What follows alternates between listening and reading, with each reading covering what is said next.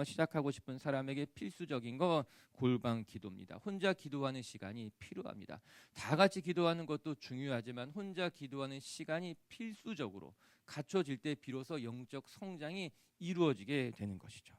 세 번째 배웠던 것은 하나님 안에 거하라. 여러분 기억하시죠? 나무 가지가 나무에 붙어 있지 않고서는 어떠한 열매도 맺을 수 없다. 그와 같이 우리가 하나님 안에 거할 때에 비로소 우리의 신앙이 성장하게 되고 삶에는 열매가 맺혀지게 된다는 거였어요. 그리고 금요일 날 네 번째 시간은 하나님의 뜻을 아는 지식이었어요. 우리가 하나님의 뜻을 분별할 때 우리의 신앙은 성숙되어져 갑니다. 처음에는 하나님의 사랑으로 우리 신앙이 시작이 되지만 점점 시간이 지날수록 우리에게 필요한 건 하나님의 뜻을 발견하고 분별하고 하나님의 뜻에 따라 살아가는 삶이 중요하다. 그렇게 같이 묵상했어요. 첫째 주였습니다. 둘째 주에 이르러서 다섯 번째 시간은 단순하게 살아가는 삶에 대해서 묵상했습니다. 단순한 삶에 힘이 있다. 여러분 우리 신앙이요, 우리의 삶이요 군더더기를 다 걷어내야 됩니다. 우리가 예수님 만났음에도 불구하고 여전히 우리의 삶에 군더더기가 너무나 많습니다. 그것은 우리의 신앙의 걸림돌이 되기도 하고 우리의 신앙의 허영이 되기도 하고 그 군더더기가 우리의 신앙의 발목을 붙잡기도 한다. 그래서 여러분 군더더기를 걷어내야 돼요. 그것이 단순한 삶이라고 하는 것입니다. 여섯 번째 시간은 경건에 대해서 같이 묵상했어요. 제가 이렇게 이야기했죠. 단순한 삶과 경건은 연결되어져 있다. 그렇게 제가 같이 나눴어요. 여러분 경건이라고 하는 것은요, 우리 성도의 삶의 지향점이 되는 것입니다. 종교 개혁자들도 경건이 중요했고 청교도들도 경건이 중요했는데 20세기에 이르러서 경건보다는 퍼포먼스가 중요해지고 영향력이 중요해지고 그러면서 점점 우리는 경건을 잃어버리게 됐다. 그래서 경건한 삶이 소중하다. 이게 여섯 번째 같이 묵상한 것이었어요. 그리고 난 뒤에 일곱 번째는 뭐였죠? 자족하는 삶이에요. 자족하는 것은 경건에 유익이 있나니 이런 말씀도 했습니다. 바울은 내가 어떠한 처지에 놓였든지 하나님 안에서 모든 것을 감당할 수 있는 사람이 되었다. 그 자족하는 힘이다 이야기했어요. 전 우리 비치교회 식구들이요 늘 무엇인가를 부러워하고 시기하고 없다고 불평하는 것이 아니라 여러분의 삶의 자리 가운데서 자족할 줄 아는 성도님들 되시기를 주님의 이름으로 축복합니다. 그리고 어제 배웠던 것이 순종에서 더 큰 순종으로 이르는 길.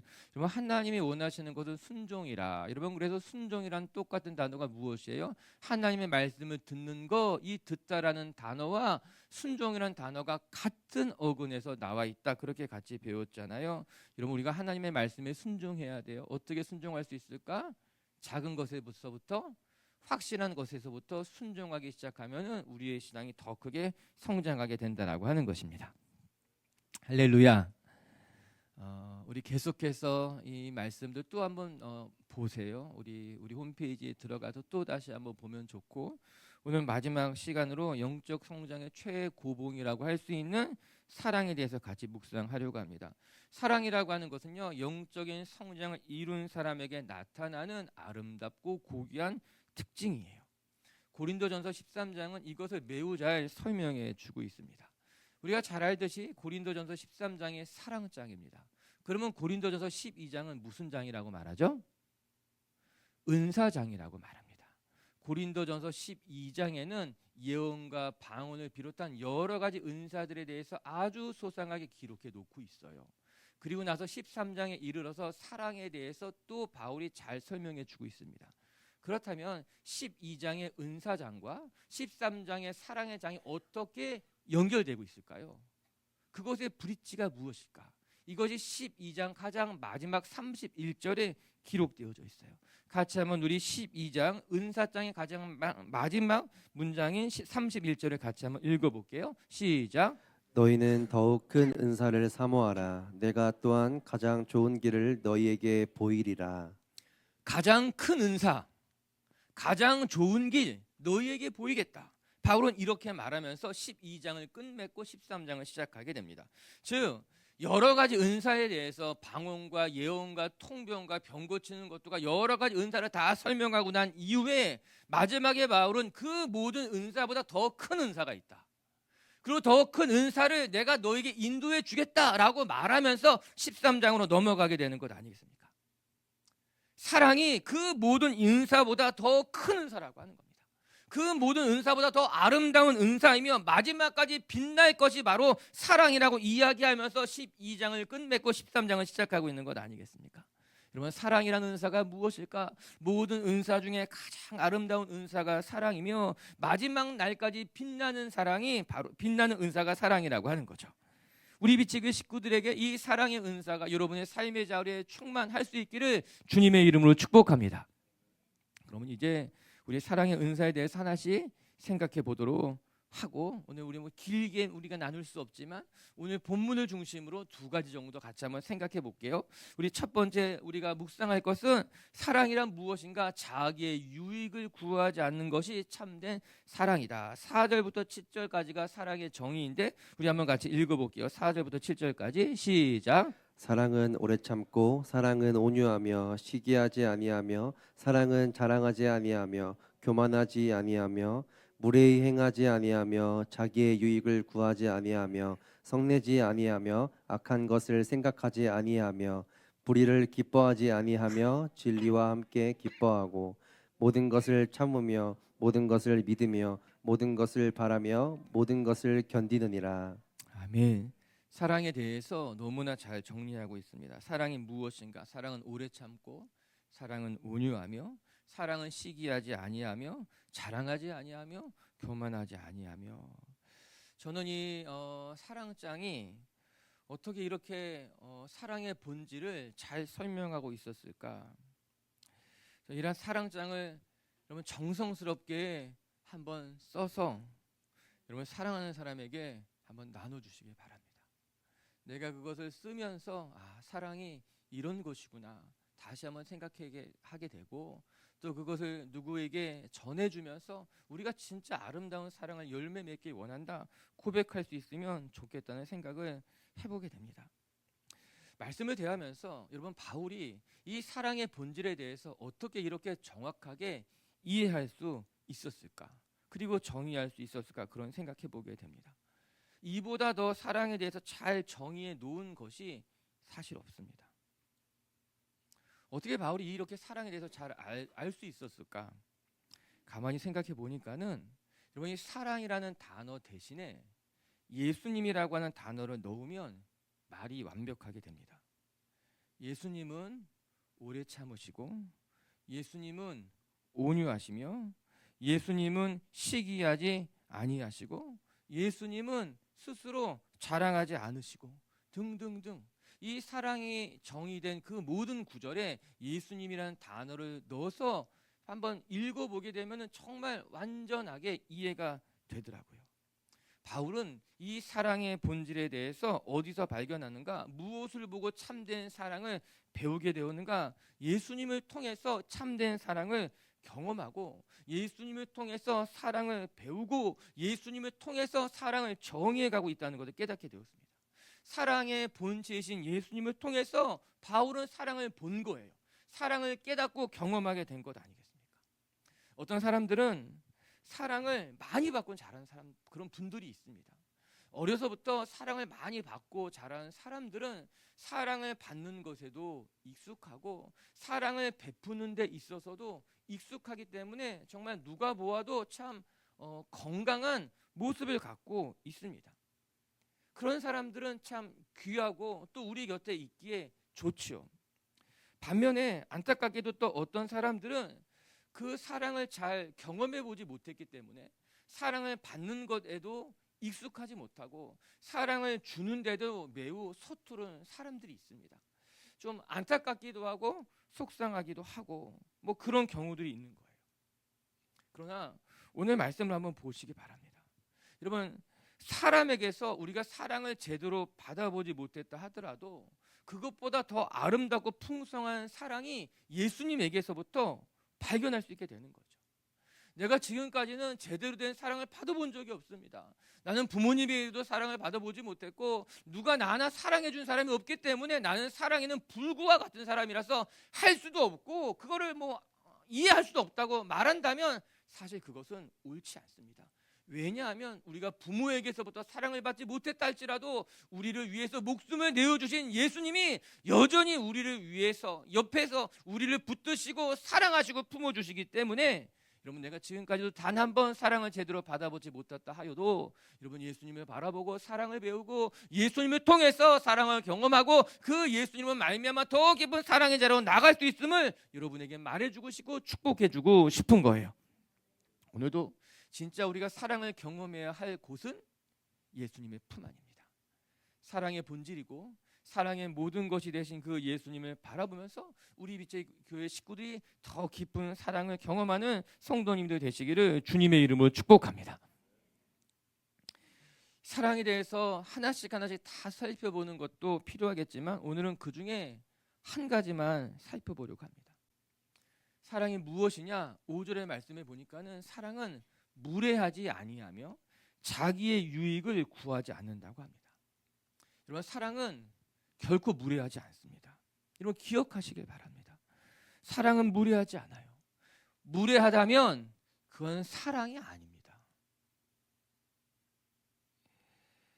그리고 사랑이 무례하지 않은 것은 이 사랑이 자기의 유익을 구하지 않기 때문에 사랑은 무례할 수가 없다라고 하는 거예요. 이 점이 중요합니다. 사랑은 결국 무례하게 나타나지 않습니다.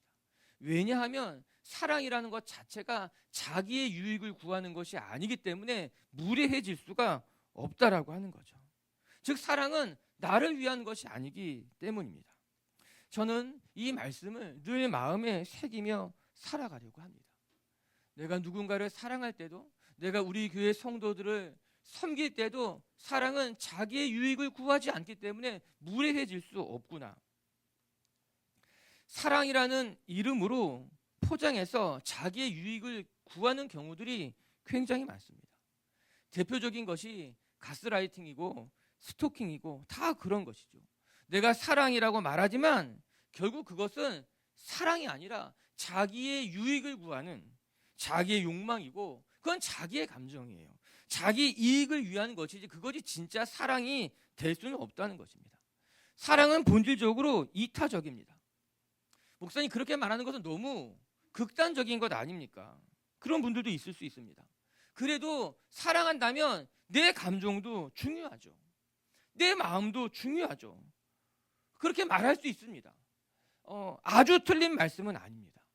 그래서 사랑은 이타적이기도 하지만 또 나의 감정이고 나의 감정도 소중하기 때문에 무조건 이타적이라고 말하는 것은 동의하기가 어렵다, 그렇게 이야기할 수 있습니다. 또 틀렸다고 말하지는 않지만, 그러나 여러분, 진짜 사랑이라면 나는 중요해지지 않습니다. 상대방이 더 중요해집니다. 상대방이 더 생각이 나고 그 사람을 위해서 더 많은 것을 해주고 싶은 것이 사랑이죠. 우리는 어디서 그것을 발견할 수 있는가? 부모님의 사랑을 생각하면 쉽게 이해하게 됩니다. 부모님의 사랑은 자녀에게 흘려보내는 내리사랑인 것이죠. 자녀를 위해서 헌신하며 아까워하지 않습니다. 그것이 부모를 통해서 보게 되는 하나님의 사랑인 것이죠. 그렇기 때문에 제가 지지난주 말한 것처럼 더 많이 사랑하는 사람이 약자일 수밖에 없는 거예요. 더 많이 사랑하는 사람이 움직일 수밖에 없게 된다라고 하는 거예요. 그래서 사랑은 자기의 유익을 구하지 않습니다. 우리가 기억해야만 됩니다. 자기의 유익을 구하는 사랑은 존재하지 않다. 그것은 병든 사랑일 뿐이고 병든 사랑은 진짜 사랑이라고 말할 수 없다. 오늘도 우리 빛의 교회 식구들이 여러분, 사랑은 무례하지 아니하며 자기의 유익을 구하지 않는다는 것을 기억하면서 언제나 다른 사람을 더 잘 사랑하고 섬기며 품을 수 있는 넉넉한 그릇으로 여러분의 마음이 사랑으로 채워질 수 있기를 주님의 이름으로 축복합니다. 저는 바울이 이 사랑장을 썼다는 것이 매우 놀랍습니다. 우리가 상상하듯 바울이라는 사람은 관계 중심일까? 목표 중심일까? 바울이 우리에게 보여주었던 그 많은 그의 여정을 들여다보면 바울은 목적 중심적인 사람의 가능성이 높은 것 같습니다. 몇 가지 모습만 봐도 바울은 자신의 목적을 위해서 예수님을 만나기 전에는 스다반이라고 하는 사람을 죽이는 것에 서슴지 않았습니다. 예수님을 만난 이후에도 목표를 이루기 위해서 마가라는 사람이 이 일에 합당하지 않다고 이야기하자 마가와 결연하게 됩니다. 그리고 난 신라를 데리고 가겠다. 어떻게 보면은 바울의 젊었을 때의 모습은 목표 중심적인 삶을 지향했고 그것을 향해 달려갔던 사람인 것만 같습니다. 그랬던 바울이 오늘 고린도전서에 보게 되면은 너무나 놀랍게도 사랑에 대해서 참 어떻게 이렇게 잘 표현하고 알 수 있었을까 생각해 보게 되는 거죠.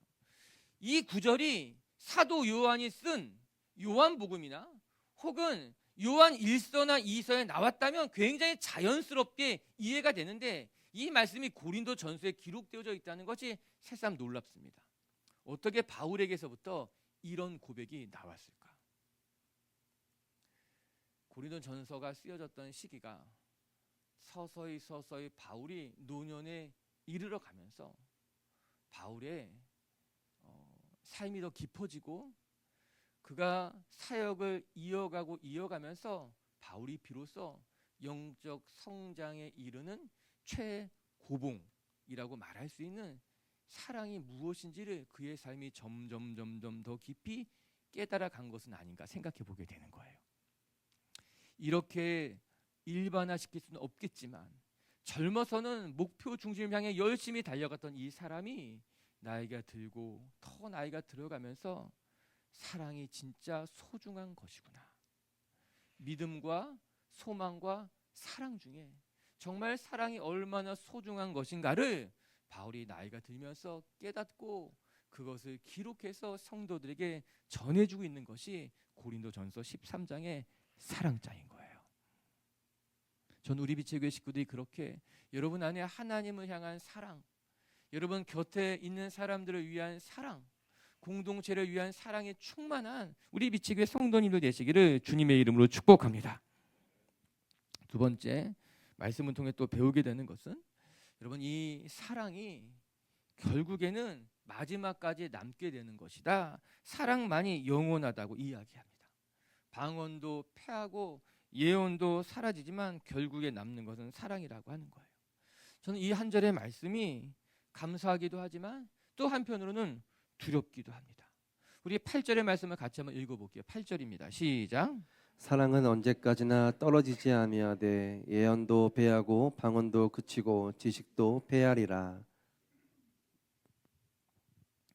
예언도 패하고 방언도 그치고 지식도 사라지지만 사랑은 떨어지지 않는다. 그렇게 말했어요.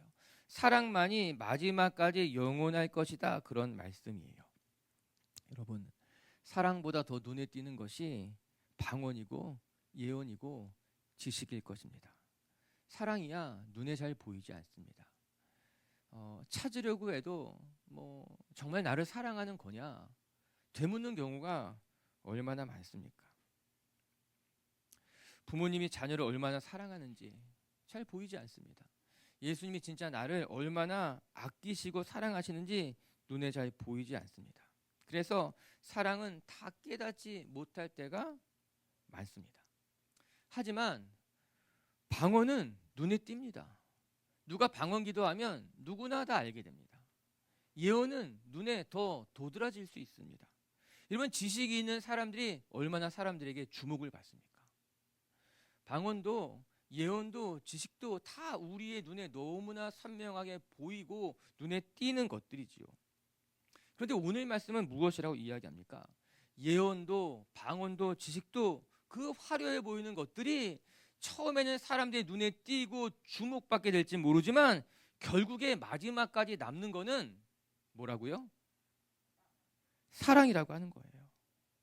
이 사랑이 눈에 잘 띄지 않고 잘 알 수 없는 것 같지만 결국엔 방언도 예언도 지식도 다 무너지지만 마지막까지 남는 것은 사랑이라고 하는 거예요.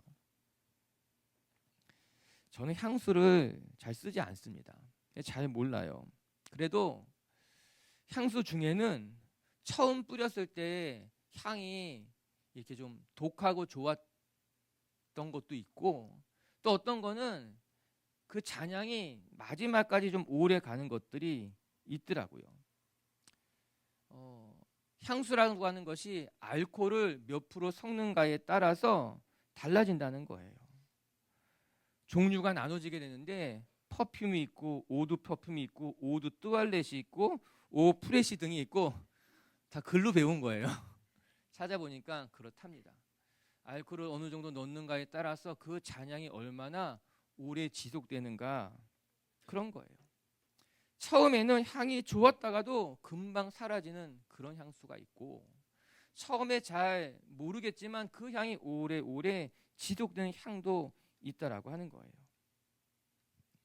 사람들 중에서도 첫 인상은 굉장히 좋아요.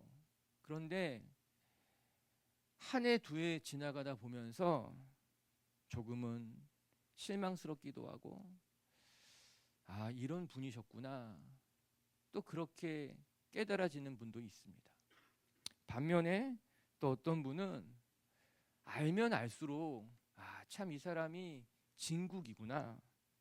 알아가면 알아갈수록 참 이 사람이 소중한 사람이고 나와 평생 같이 하고 싶은 사람이구나. 그렇게 깨닫는 사람들이 있습니다. 오늘 말씀으로 되돌아가서 생각해 본다면 여러분 사랑만이 오래오래 남는다는 거예요. 예언도 패하고 방언도 사라지고 지식도 없어지지만 결국에 남게 되는 것은 사랑만이 남게 된다라고 하는 것입니다. 사랑하는 빛의 교회 가족 여러분, 우리 빛의 교회 성도들의 마음 깊숙한 그곳에 사랑으로 채워지기를 전 주님의 이름으로 축복합니다. 고린도전서에 이런 말씀도 있어요. 같이 한번 우리 고린도전서 3장 말씀인데 한번 이 말씀 읽어볼게요. 3장 12절 13절 말씀 같이 읽어볼게요. 시작. 만일 누구든지 금이나 은이나 보석이나 나무나 풀이나 지푸로 이 터 위에 세우면 각 사람의 공적이 나타날 터인데 그날이 공적을 밝히리니 이는 불로 나타내고 그 불이 각 사람의 공적이 어떠한 것을 시험할 것임이라. 예수 그리스도의 터 위에 사람들이 금이나 은이나 보석과 집과 같은 것들로 집을 짓게 되는데 나중에 불시험이 있을 때는 그 모든 것이 다 태워 사라지게 될 것이라는 말씀이에요. 즉 하나님의 마지막 심판대 앞에서 우리가 행한 모든 것이 낱낱이 드러낸다라고 하는 말씀입니다. 우리가 예수 그리스도를 영접하고 난 이후에 그리스도의 터 위에 여러 가지 봉사를 하기도 하고 이런저런 것들로 아름다운 집을 지어 가겠지만 마지막 하나님의 심판대 앞에서는 그 모든 것들이 다 태워지게 될 수 있다는 거죠. 정말 그 사람이 그리스도의 터 위에 선하고 아름다운 것으로 집을 지었는지 아니면 자기의 욕심과 자랑으로 집을 지은 것인지 결국에는 사랑만 남고 그 헛된 것으로 지어진 그 모든 것은 다 태워져 사라지게 된다라고 하는 것입니다. 참 두려운 말씀이지 않습니까? 내가 그리스도의 터 위에 여러 가지 봉사를 하기도 하고 여러 가지 헌신의 집을 짓기도 하였는데 내가 한 봉사가 진짜 사랑으로부터 시작된 봉사인지 아니면 결국에는 나를 위한 봉사, 나를 드러내기 위한 봉사, 나를 자랑하기 위한 봉사인 것인지 자기의 욕심으로 한 것은 결국엔 다 태워 사라져 버리고 사랑으로 한 것만 남게 된다라고 하는 거예요. 우리가 교회에서 수없이 많은 봉사의 자리에 직분을 감당하고 있는데 그리스도 터 위에 수없이 많은 일들을 감당하고 있는데 진짜 내가 사랑으로 한 것인지 아니면 그것 위에 나의 불순물들이 들어가서 좀 나를 드러내기도 하고 좀 뭔가 자랑하고 싶기도 하고 뭔가 좀 우쭐대기도 싶기도 하고 뭔가 나를 이렇게 하기 위해서 만든 것인지 결국엔 다 태워져 사라져 없어지고 순전한 마음으로 사랑으로 한 것만 결국에는 남게 된다는 거 말씀하고 있는 것 아니겠습니까? 여러분, 우리의 삶에요. 결국에 맨 마지막에 다 정제돼서 남은 것은 사랑이다. 진짜 이 사람이 예수님 사랑하는 마음으로 행한 것인지 정말 이 사람이 나를 아끼고 사랑하는 마음으로 나와 함께한 것인지는 결국에 마지막에 다 드러나게 된다라고 하는 거예요. 심판의 때에 드러나기 전에 때로 우리가 알게 될 때도 있습니다. 사람은 영적인 존재이기 때문에. 그래서 두려운 거죠. 정말 하나님의 사랑으로 해야지. 정말 사랑하는 마음으로 해야지. 그렇게 우리 자신을 돌아보게 되는 거죠. 오늘도 우리 빛의 식구들이 오직 주님 사랑하는 마음으로 또 자신의 곁에 있는 사람들을 마음 다해 존중해주고 아껴주고 사랑해 가면서 믿음의 여정을 걸어가는 성도님들 되시기를 주님의 이름으로 축복합니다. 우리 끝으로 고린도전서 13장 1절 2절 말씀만 읽고 마칠게요. 한번 같이 읽어보겠습니다. 고린도전서 말씀 1장 2절 시작. 지금 읽으신 분들은 다 자기 성경책을 갖고 오신 분들이에요. 요거 제가 자막 안 줬나 보다. 그렇죠? 이거 한번 읽고 고린도서 13장 1절 2절 말씀 같이 읽겠습니다. 시작. 내가 사람의 방언과 천사의 말을 할지라도 사랑이 없으면 소리나는 구리와 울리는 꽹과리가 되고 내가 예언하는 능력이 있어 모든 비밀과 모든 지식을 알고 또 산을 옮길 만한 모든 믿음이 있을지라도 사랑이 없으면 내가 아무것도 아니요.